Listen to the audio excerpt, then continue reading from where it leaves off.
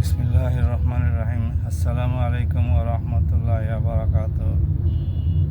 আজ 1 নভেম্বর 2026 শনিবার সকালে আপনাদের সামনে আমি আফ্রিকার একটি দেশের দুরবস্থা নিয়ে কথা বলার জন্যে ভিডিওতে আসলাম। আফ্রিকার অন্যতম বৃহত্তম দেশ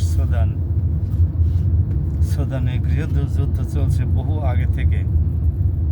সাবেক প্রেসিডেন্ট বশির আল সুদানের সময় থেকে অথবা তার আগে থেকেই এই গৃহযুদ্ধ চলে আসছিল।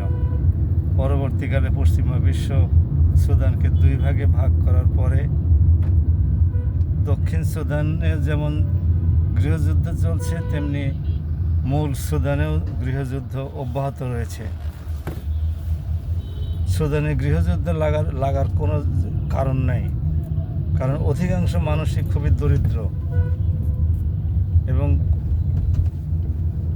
বছরের অধিকাংশ দিনই তারা অভুক্ত অবস্থায় থাকে। এই অবস্থাতে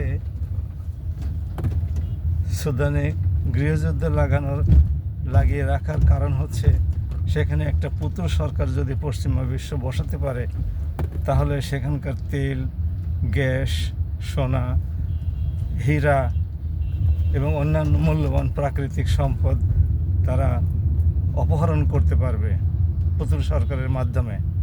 এই জন্য তারা গৃহযুদ্ধ লাগিয়ে রেখেছে এবং এই গৃহযুদ্ধের মূল হোতা হচ্ছে সংযুক্ত আরব আমিরাত, যারা নিজেদেরকে মুসলিম কান্ট্রি বলে দাবি করে। এই সংযুক্ত আরব আমিরাত সুদানে আন্তর্জাতিক আইন অনুসারে, জাতিসংঘে যেটা পাশ হয়েছিল, সেই আইন অনুসারে অস্ত্র সরবরাহ করা বন্ধ থাকলেও তৃতীয় দেশের মাধ্যমে এখানে অস্ত্র সরবরাহ করে থাকে, বিশেষ করে ইসরায়েলের মাধ্যমে। ইসরায়েল হয়ে গেছে তাদের বন্ধু আর মুসলিম কান্ট্রি হয়ে গেছে তাদের শত্রু। ভাবুন অবস্থাটা কত ভয়ানক, কত ভয়ঙ্কর। আমরা সংযুক্ত আরব আমিরাতকে কি বলবো? আমাদের মুসলিম কান্ট্রির গৌরব। সেখানে বাংলাদেশের একটা উল্লেখযোগ্য সংখ্যক কয়েক লক্ষ শ্রমিক প্রবাসে কাজ করে, প্রবাস জীবনযাপন করে, তাদের উন্নয়নের অবদান রাখে। সুতরাং আমাদের কি বলার আছে?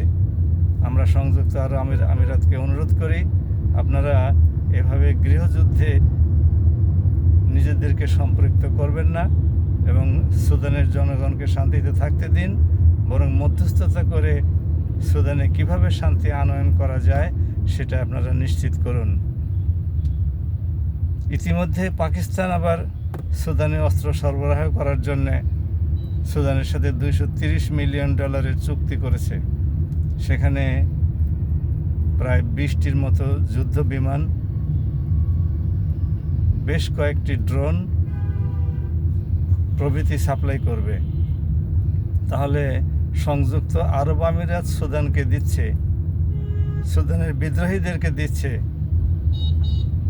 এবং বিদ্রোহীরা তার মাধ্যমে নির্বিচারে গণহত্যা চালাচ্ছে, নিরীহ মানুষদের উপরে গণহত্যা চালাচ্ছে। অন্যদিকে পাকিস্তান আবার সুদানের সরকারকে সাহায্য করছে বিদ্রোহীদের দমন করানোর জন্যে। তাহলে সংযুক্ত আরব আমিরাতের সাথে পাকিস্তানের সম্পর্কের কী হবে? পাকিস্তানের তো লক্ষ লক্ষ 30-40 লক্ষ মানুষ সংযুক্ত আরব আমিরাতে চাকরি করে এবং প্রচুর পরিমাণে বৈদেশিক মুদ্রা তারা সরবরাহ করে থাকে। এই অবস্থাতে আসলে রাজনীতি বড় কঠিন, রাজনীতি বোঝাও বড় কঠিন। রাজনীতির ভিতরে ঢুকে নিজেদের অবস্থানকে পরিষ্কার করাও খুবই জটিল। আমরা সুদানে শান্তি কামনা করি। মহান আল্লাহ সুদানবাসীদেরকে এই বিপদ থেকে উদ্ধার করুন এবং গৃহযুদ্ধ থেকে বিরত রাখুন। সবাই ভালো থাকুন। আসসালামু আলাইকুম ওয়া রাহমাতুল্লাহ।